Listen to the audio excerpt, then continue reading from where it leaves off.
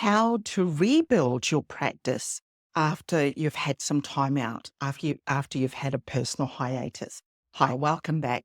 Today, I'm going to cover something a lot of practitioners face at some time in their practice, and that's how to rebuild your practice after taking some time out. So, whether you stepped away for family reasons, for health, or just needed to take a break, it can feel a little bit overwhelming to come back, pick things up where you left off. But don't worry, I'm going to walk through the mindset shifts and step you into what you need to do to transition in a smooth and empowering way back into your practice. First off, it's okay that you took time off, right? Life happens, and sometimes we need to prioritize our well-being. You might feel like you've lost momentum, or maybe things have changed while you were away, but that doesn't mean you can't come back even stronger. So listen up. I'm just going to share a few things that you can start to do now. The first thing is to understand what's happening and to shift into the way of thinking that letting go of things without guilt, releasing that guilt. And sometimes it comes from the fact that we've been raised, or in our community, we believe that we have to be the ones that are running the show or involved in it 100%. Otherwise, everything could fall apart. That what we do know is when you are taking time out, your practice is healthy as well. And the reality is, taking time for yourself, you've likely come back with a fresh perspective, more energy, and new ideas. Now, let's stop focusing on what you have missed out, yet start focusing and refocusing on what you've gained in your time away. What we also like to do is think about the idea that things might look different, right? They may not look the way that it did before, and that's okay. That's part of the growth. Maybe you're starting from a smaller client base, but we get to accept that we now are rebuilding from a place of strength and clarity. Trying to go back to the old ways is probably not going to serve you well. And this is a chance to allow yourself and your practice to evolve with the new insights that you've achieved. So one of the first steps on rebuilding and reconnecting um, is to really relook at your vision and your why. Why did you start this practice in the first place? Has that evolved? Coming back after a break is a great opportunity to realign your practice with your values and refine your approach based on your new vision.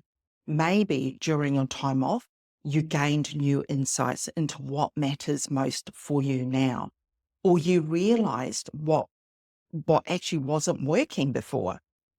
So use this as a time to reshape your practice so it's now serving the life that you live now and not what it was before your break. The other thing that we need to do is to relook at your systems. This is a really good time to ask yourself, are they still working for you? Or maybe it's just time to upgrade. And one of the benefits of stepping away is that you get to come back with really fresh eyes, a clear view of what's outdated or causing friction. And, maybe you didn't have the automations in place before, but now's a time to set them up. Again, our system can do all the heavy lifting.